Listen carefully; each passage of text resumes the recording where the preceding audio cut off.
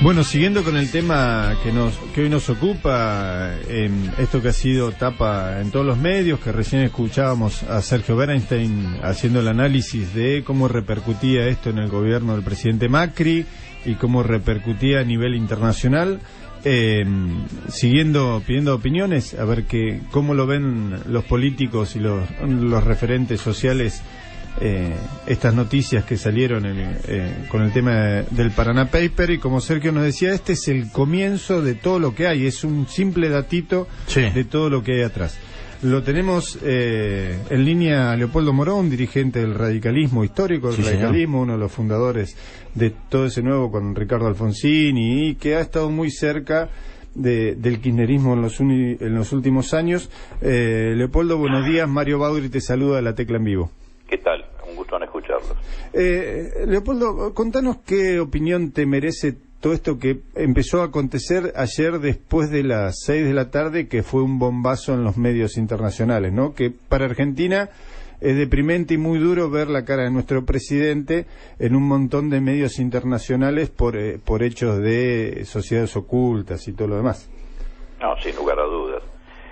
Bueno, a ver, yo creo que es muy grave, además, que un presidente integre una sociedad offshore en un paraíso fiscal, estando en una función pública. En ese momento era jefe de gobierno de la ciudad, y más grave que ahora se diga que era solo un prestanombre. Me parece que la justificación es de una enorme pobreza. Además están sosteniendo algo que no es cierto, que Macri no tenía la obligación de informar su cargo en esa sociedad offshore. Dicen que como supuestamente no era accionista, sino director, esa obligación no se le imponía, y no es así. La resolución 3293 de la AFIP dice exactamente lo contrario.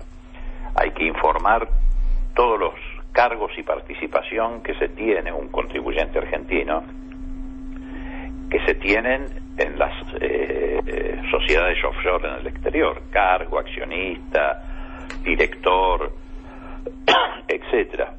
Además, es muy poco creíble que uno sea director de una offshore y no haya participado o en la constitución de el capital inicial, o en las acciones, o en los dividendos. Así que me parece que lo mínimo que tiene que ocurrir aquí es que haya una profunda investigación acerca de cuál ha sido el papel de esa sociedad offshore.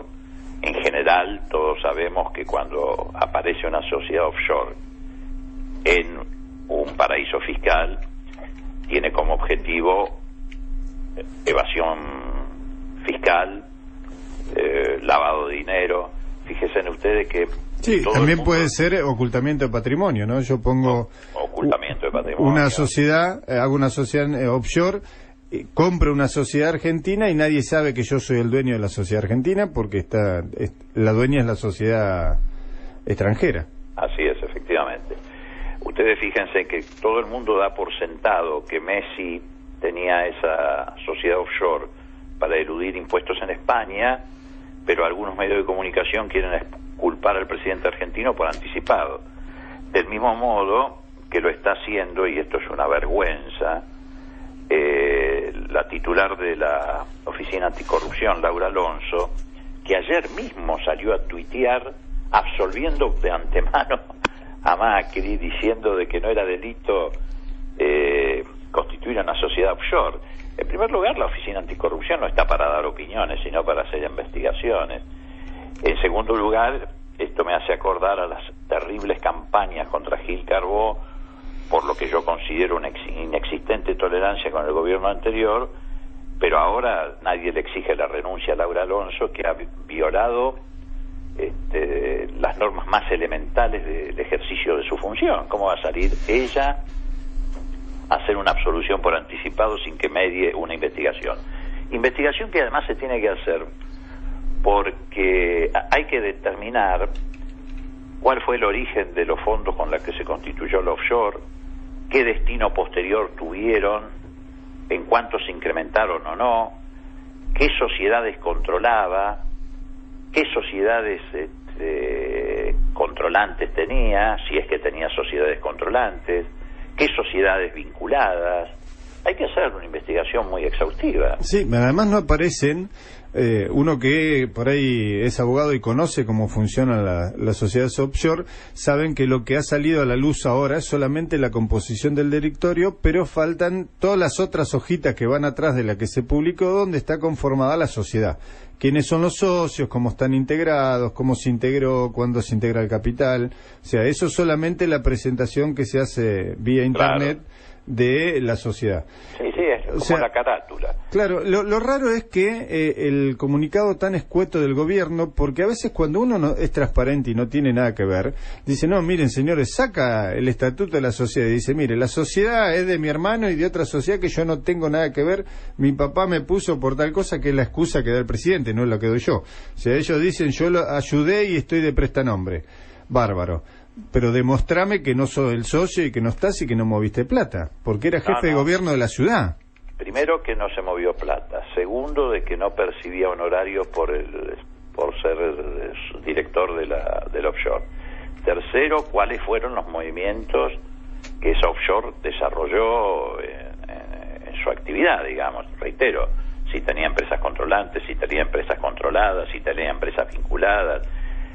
Además es muy curioso porque el mismo mecanismo usó el que era secretario de Hacienda y de Economía. Sí, lo de Néstor Grindetti es terrible. Bueno, por eso. Pero es terrible porque declara deudas de 1.800.000 pesos y que las palió con un préstamo del presidente Macri en su declaración y tenía cuentas en Suiza a través de esta sociedad. Con lo cual, ahí está probado que están las cuentas y que hubo movimientos, porque sale en el informe, por lo menos es lo que sale a la luz. Bueno, lo que pasa es que ahí hay que mirar bien con lupa, porque hay que ver cuál es el entramado de todo esto, porque también es muy curioso, fíjense en ustedes, que Macri aparece prestándole plata en su declaración jurada, creo que 18 millones de pesos, una cosa por el estilo, a Nicky Caputo, que es el principal constructor de la ciudad de Buenos Aires y que forma parte junto con Grindetti y con Macri y con Calcaterra de la mesa chica de Cambiemos, del PRO, bueno, no sé cómo se llama ahora. Así que pareciera que es una operatoria. Los colaboradores íntimos, cercanos y los socios de Macri, en este caso Caputo, Grindetti, se prestan plata entre sí para aparentar, digamos, limitaciones económicas, pero resulta que después tienen cuentas en el exterior, sociedades offshore en paraísos fiscales. Es todo un tema, porque, reitero, este hombre en aquel momento era el secretario de Hacienda, en el mismo momento que se produce esto, era el secretario de Hacienda de Macri, y da la casualidad que utiliza el mismo estudio jurídico en Panamá para hacer esto. Bueno, ya somos muy grandes los argentinos para no darnos cuenta de que Grindetti y Macri utilizaban el mismo estudio. Y esto es más, Grindetti, porque acá ¿qué intenta hacer Macri? Lo mismo que hizo con la cuestión del espionaje telefónico a su familiar y a otra gente, que es hacer recargar toda la responsabilidad al padre, a Franco Macri, que total, como no es funcionario, en todo caso podría estar incurso en algún delito fiscal, pero no con las consecuencias que traería si el que aparece responsable de una actividad delictiva es el presidente de la nación. Seguro, lo que pasa que en esa oportunidad uno, a pesar de que considera que hubo delito y todo lo demás, y en este caso, si bien todavía no se conocen más detalles, creo que hay temas graves a investigar. Creo que es diferente el ángulo político, porque en ese momento era jefe del gobierno de la ciudad, pero no tenía intendentes, no tenía gobernadores y le respondía solamente a un sector de la población que pueden ser 3 millones de habitantes. En este caso es presidente, tiene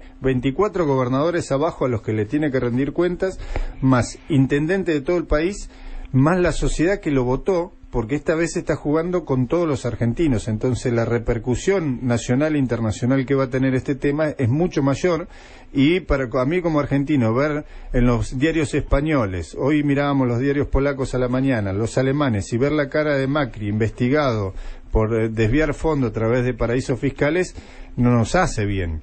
No, obviamente que no. O sea, y el escándalo político que le va a significar cuando Macri mañana salga a hablar de corrupción, de que hay que luchar contra la corrupción y se siente con los gobernadores a decirle que apliquen leyes anticorrupción, todos los van a mirar sorprendidos. Por lo menos se va a decir, vos me estás pidiendo que luche contra la corrupción cuando vos no explicás el patrimonio que tenés. ¿Cómo es? O sea, hay algo que tenemos que ser transparentes, creo que en todos los aspectos, ¿no? Bueno, sin ir más lejos, confirmando lo que usted dice, sin ir más lejos, mañana Macri tiene una reunión con 440 intendentes radicales de todo el país. Yo conozco a muchos de ellos, por razones obvias, después de 50 años de militancia en el radicalismo o más, y sé que son personas honestas y muchos de ellos fuertemente comprometidos con la defensa de los intereses de sus vecinos, de su comunidad, y me imagino la incomodidad que van a atravesar en esa reunión con el presidente de la Nación. Yo no sé si alguno de ellos se atreverá a preguntarle expresamente, en primer lugar, sobre esta situación, y en segundo lugar, sobre el papel que está jugando, insisto mucho en este punto, la titular de la Oficina Anticorrupción. Ella ya tendría que haber renunciado, no solo por esto, sino por el tema de YPF Chevron. Exactamente. O sea, esto es algo más, y esperemos en el futuro cualquier barbaridad, porque yo era uno de los que creía que era honesta y que buscaba la verdad. Y uno seguía sus cosas porque mantenía una línea de conducción. Ahora, después de tanto pedir el contrato de Chevron y YPF, ni bien asumió su cargo, decir que no lo iba a mostrar porque había cláusulas ocultas. A ver, o es blanco o es negro. O sea, no se puede cuando soy oposición critico por criticar, y cuando estoy en el gobierno está bien lo que había hecho el gobierno anterior. No funciona así. Creo que tenemos que ser coherentes y transparentes para la gente. Sí, yo lo que creo es que en el apuro denunciador del pasado, esta mujer actuaba con mucha irresponsabilidad, ¿no? Pero bueno, al fin y al cabo no tenía más que un papel secundario en el Parlamento. Hoy es la titular de la Oficina Anticorrupción. Sí, nada menos. Tiene un lugar muy importante donde Macri ha basado su campaña en la lucha ante la corrupción, y te ponen a una persona en principio responsable en sus dichos. No me quiero imaginar en los papeles, porque una cosa es lo que yo digo y otra cosa después lo que tengo que escribir y firmar, y si escucho lo que escucho solamente o leo sus tweets, después no me imagino lo que escribirán.